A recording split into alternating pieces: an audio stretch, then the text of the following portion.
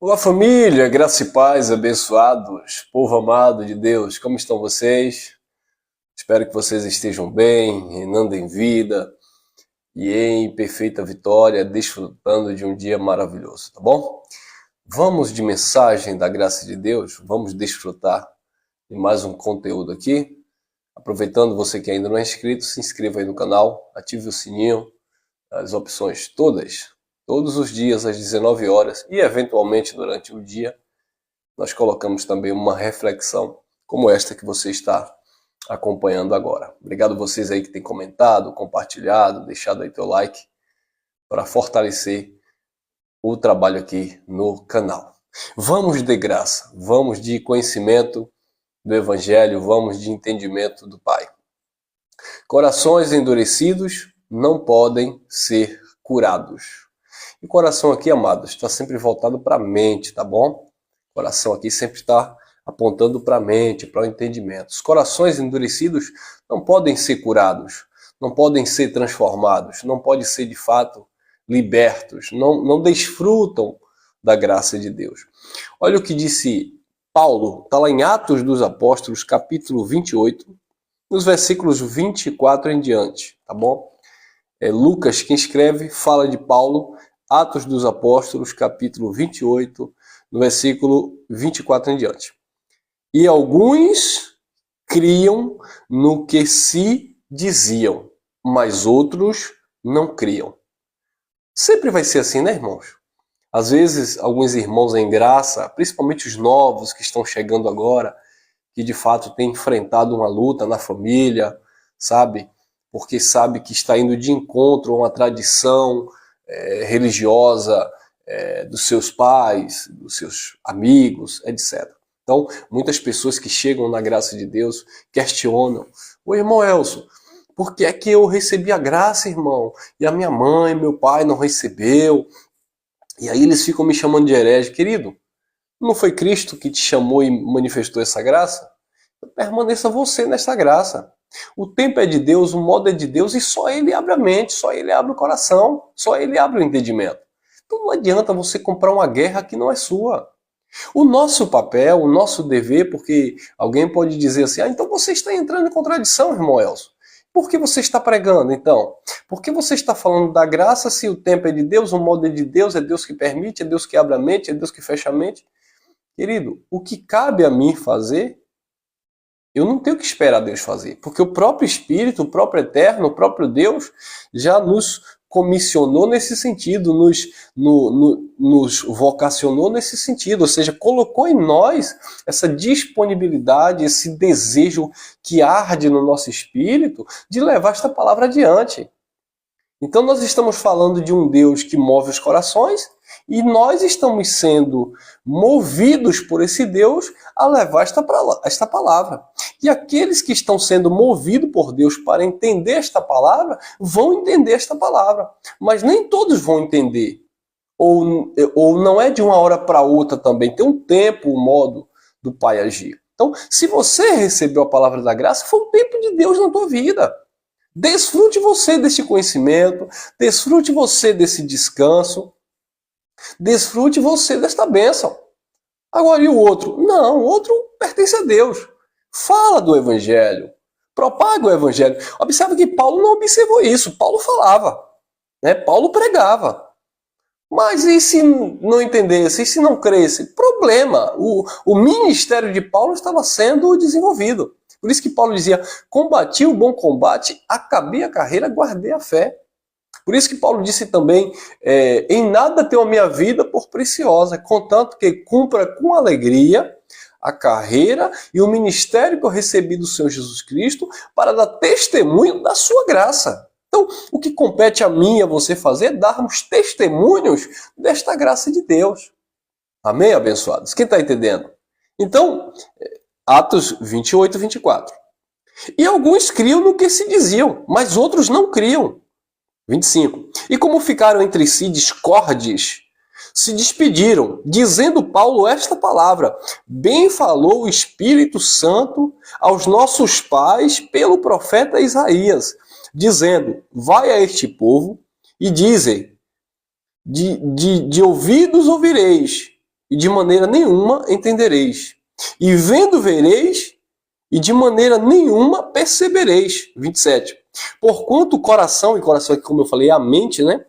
Porquanto o coração deste povo está endurecido, e com os ouvidos ouviram pesadamente, e fecharam os olhos, para que nunca vejam com os olhos, nem ouçam com os ouvidos, nem entendam com o coração, e se convertam, e eu os cure. Olha aí. Então, se vê, mas não percebe, ouve, mas não entende, o coração está duro, luta contra essa mensagem, discorda desta palavra, não é discordar do pregador da graça, você pode discordar do pregador da graça. Você não tem que concordar comigo, aceitar tudo que eu falo, ou aceitar a minha pessoa. Não, você pode discordar de mim, eu posso discordar de você em várias esferas da vida. Mas a questão aqui é o evangelho. Então alguns não recebiam o evangelho na época de Paulo. E não é diferente nos dias de hoje, abençoado. Quantos irmãos estão aí vivendo a sua religiosidade, e você vai pregar esta palavra, você vai lá todo empolgado, muitas pessoas até se frustram, se decepcionam, porque diz assim, eu assisti você pregando a graça, eu criei, e aí eu fui pregar também para minha mãe, para meu pai, para minha avó, para meu tio, e foi uma bagunça, uma baderna, ninguém aceitou, hoje não estão falando comigo. E por quê? Porque as pessoas se empolgam, sabe? E, querido, se você vê que não tem peito, tá? Nesse sentido de encarar os contraditores, de fechar a boca dos contraditores e de sofrer muitas vezes para que a palavra da verdade prevaleça, é melhor você ficar no seu canto calado. Receba a graça, não entre em discussão, não entre em debate. Aquela questão não é para debater, é para pregar. Quando eu falo debater, é alguém que não está aceitando, não está recebendo e você fica insistindo. Aí é debate desnecessário, diga-se de passagem. Mas debater no sentido teológico, de entendimento, alguém lhe pergunta, você responde, alguém fala, numa conversa saudável, pode sim, porque é daí que vem as dúvidas, né? As perguntas, e tem que ter, obviamente, as respostas. Então isso é um debate saudável. Mas quando parte para agressão verbal, física nem se fala, né? Mas quando se parte para uma agressão desnecessária, aí já não compete você permanecer nisso. Então, Paulo percebeu que nem todos acreditavam. Então Paulo disse, é o que está profetizado pelo profeta Isaías. Vocês ouvem de mau grado, vocês veem, mas vocês não percebem. O coração, a mente de vocês está fechada. Vocês não dão crédito. Se cumpre a palavra. Por isso que vocês não se convertem e naturalmente vocês não são curados. Este é o tema. Se você recebe de mau grado, se o coração está duro, se a mente está fechada, não recebe. E se não recebe, não pode ser curado. Não recebe a cura, o manancial de Cristo, né? A manifestação desta graça que de fato liberta e cura o ser humano, cura os filhos nesse estado, nessa alma, né, abençoados. Infelizmente, muitos ouvem, mas não são curados. Olha o que o apóstolo Paulo também falou na carta aos Hebreus. Olha lá, carta aos Hebreus. Olha o que o apóstolo Paulo falou no capítulo 12. Olha lá, capítulo 12. Eu vou ler alguns versículos, mas primeiro eu quero ler o versículo 15. Hebreus, capítulo 12, versículo 15. Diz assim: tendo cuidado de que ninguém se prive da graça de Deus e de que nenhuma raiz de amargura brotando vos perturbe e por ela muitos se contaminem. Então, se você se priva da graça de Deus, se você despreza a graça de Deus, se você negligencia a graça de Deus, naturalmente vai surgir em você raiz de amargura. E aí vai contaminar outras pessoas. Porque um contaminado, um amargurado, ele vai passar o que para outra pessoa? Justamente aquilo que ele está vivendo. Então, quando você se priva desta graça, quando você vê, mas você não percebe, você até escuta, mas você não a pratica, Então, você se enche de raiz de amargura e naturalmente vai contaminar outras pessoas. Naturalmente você vai adoecer e adoecer também aquele que está do teu lado. Principalmente quando você não entende, não recebe a disciplina do Pai. Né? O amor de Deus, a graça de Deus não anula a disciplina. A graça de Deus não anula a correção.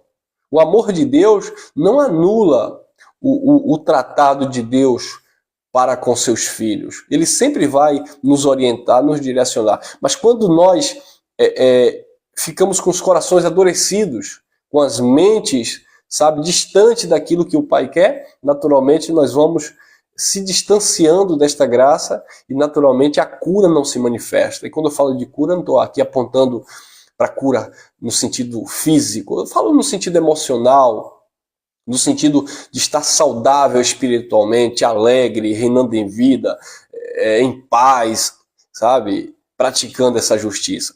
Olha a correção do Pai, 12 Hebreus 6 em diante. Porque o Senhor corrige e açoita a qualquer que recebe por filho. Se suportais a correção, Deus vos trata como filho. Porque qual filho há que o Pai não corrija? Olha aí. 8. Mas se estáis sem disciplina, da qual todos são feitos participantes, sois então, bastardos, aí tem uma mosca aqui que ela está querendo ouvir a graça, mas está me perturbando. Só então bastardos e não filhos. 9. Além do que tivemos nossos pais segundo a carne para nos corrigir e nós os reverenciávamos. Como não nos sujeitaremos muito mais ao Pai dos Espíritos para vivermos? 10. Porque aqueles, na verdade, por um pouco de tempo nos corrigiam como bem lhes parecia, mas este, para o nosso proveito, para sermos participantes da sua santidade. Observa, abençoado. 11. Na verdade, toda correção ao presente não parece ser de alegria, senão de tristeza, mas depois produz um fruto pacífico de justiça nos exercitados por elas. 12. Porquanto tornai a levantar as mãos cansadas e os joelhos desconjuntados. Olha o 13. E fazei veredas direita para os vossos pés, para que o que manqueja não se desvie inteiramente, antes seja sarado. Então, quando nós somos disciplinados, quando nós somos corrigidos pelo Pai e nos sujeitamos à correção do Pai, nós somos participantes, passamos a ser participantes da santidade do Pai e passamos naturalmente a receber cura do Pai. Mas uma vez que a nossa mente está embotada, uma vez que a nossa mente está, indo de encontro à palavra do Pai, você está debaixo dessa graça, você é um filho de Deus abençoado, mas você não está desfrutando das bênçãos do reino de Deus. Infelizmente, muitas pessoas não desfrutam das bênçãos do reino de Deus que se manifesta por meio da graça. Por quê? Porque a mente e o coração estão longe. Até louvam, até glorificam, né? Vocês me louvam com os lábios, disse Jesus, mas os corações, a mente está longe de mim. Então, infelizmente, nós estamos vivendo esse cenário, não apenas no sistema religioso, mas também no meio da família da graça de Deus.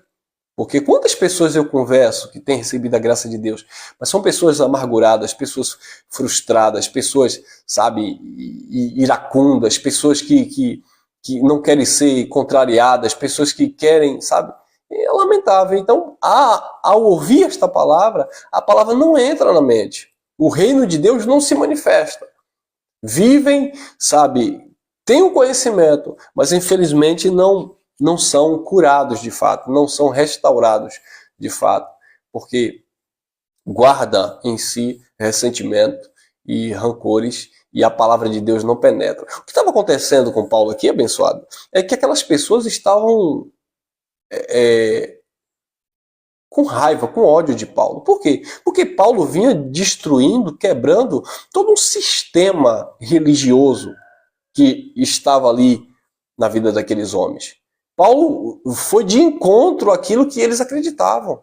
Paulo começou a pregar a palavra da graça de Deus. Paulo começou a manifestar o reino de Deus. Paulo começou a mostrar a dependência ao Cristo ressuscitado. E eles não aceitaram. Por quê? Porque eles queriam permanecer debaixo do legalismo, debaixo das ordenanças de homens, debaixo dos mandamentos dos líderes. Eu tive uma experiência péssima recentemente ao ouvir alguém, uma pessoa que prega a graça de Deus, sabe, querendo arquitetar maliciosamente, projetar convenção em graça, sabe, ser chamado de pastor, manter modelo congregacional legalista, onde tem tribuna pastoral, tribuna para obreiro, sabe, onde mulher não sobe no púlpito. E eu me perguntei, o que é isso aqui? Isso é graça? É isso que é graça? Dízimo disfarçado. O que é dízimo disfarçado, irmão Elcio? Não prega, não pede dízimo, mas também não ensina para libertar o povo de Deus. Ou seja, quem entra e quem sai dão dinheiro achando que estão dando dízimo para Deus. Por quê? Porque a mensagem não é clara, não é objetiva. Sabe, abençoado? É como também em graça eu pedisse oferta usando a Bíblia. Não faz sentido, abençoado. Não, porque Deus ama quem dá com amor e alegria, a alma generosa prosperará, mas eu tenho que ler o contexto e ensinar o que estava acontecendo. E não me utilizar de um texto isolado ou direcionado para um grupo específico de pessoas e dizer, não, irmão, na graça não tem dízimo, mas na graça aqui, ó, tem oferta. Você tem que dar oferta. Não, a oferta que tem na graça também é específica. Quando Paulo falava lá em 1 Coríntios, Paulo estava falando de alimentos, de donativos. Deus amava quem dava com amor e alegria. Paulo estava falando de uma assistência aos necessitados. Paulo não estava pedindo nada para ele. Tá bom, abençoado? Com exceção aos filipenses, que algumas pessoas ajudaram Paulo a sustentar o ministério de Paulo no momento de dificuldade. Paulo disse, eu agradeço porque vocês, filipenses, tomaram parte da minha causa, mas eu já aprendi a me contentar com o que eu tenho. Sei ter fartura, também sei padecer necessidade. Posso todas as coisas naquele que me fortalece. Paulo não se utilizava do direito de apóstolo para ser um jugo, um peso na vida das pessoas. Infelizmente, muitas pessoas não têm sido claras, objetivas na graça de Deus. Eu já falei várias vezes aqui aos irmãos que se reúnem aqui em Lauro de Freitas, nós temos um gasto, um custo para manter um espaço, para reunir pessoas, aluguel, luz, tal. Mas de maneira alguma eu vou usar um texto bíblico em graça, sabe? Falando de oferta e dizer, não, é porque aqui ó, não tem dízimo na graça não, mas você tem que ofertar, você é obrigado a ofertar. Queridos, quanto sistema religioso aí, quantas instituições religiosas tem aí que não se utiliza do dízimo, dos 10%, como a igreja evangélica, por exemplo, e eles são milionários. Por quê? Porque eles têm um planejamento de oferta quase que obrigatória, de um modelo de vendas de produtos, etc, para manter o seu império. A graça de Deus não tem isso. Então, assim, é aquela coisa generosa, voluntária, que tem que partir de corações que de fato foram curados, que de fato entende uma necessidade ali autêntica, algo que precisa do nosso financeiro para manter, para nos estruturar. E assim, quem é tocado por Deus e quem sente vontade de fazer, faz, tá bom? Mas não é nada obrigatório, não é nada, porque... Não, generosidade, é gratidão. A palavra é essa. Você é grato, você quer fazer, você se sente bem em fazer, então você faz. Não quer, não se sente bem, então não faz. Simplesmente assim, sem muito rodeio, sem muita coisa. Então, ele dizia, para que vocês sejam sarados, para que vocês sejam curados. Mas para isso, abençoado, precisa sair do leite, porque enquanto tiver com leite, não recebe isso. Hebreus 5, 12 em diante. Porque devendo já ser mestre pelo tempo, ainda necessitais de que vos torne a ensinar quais sejam os primeiros rudimentos da palavra de Deus. E vos havei feito tais que necessitar de leite e não de sólido alimento. Porque qualquer que ainda se alimenta com leite não está experimentado na palavra da justiça, porque ainda é menino. Mas o mantimento sólido é para os perfeitos, os quais, em razão do costume, têm sentido, as mentes exercitadas para discernir tanto bem quanto mal.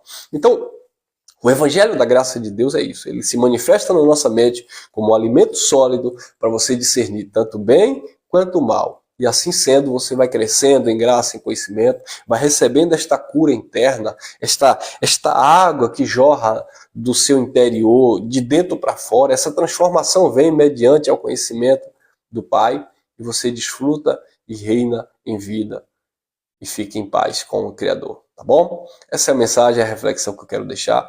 Vamos que vamos a cada dia ser totalmente limpo por esta água limpa, por esta palavra que transforma todo o nosso ser, e que toda aquela angústia, todo ressentimento, tudo aquilo que se levanta contra o entendimento, todo raciocínio, como disse o apóstolo Paulo, todo sofisma, toda altivez que se levanta contra o conhecimento, ele venha a ser aniquilado, para que a graça de Deus prevaleça. Graça e paz, graça eterna.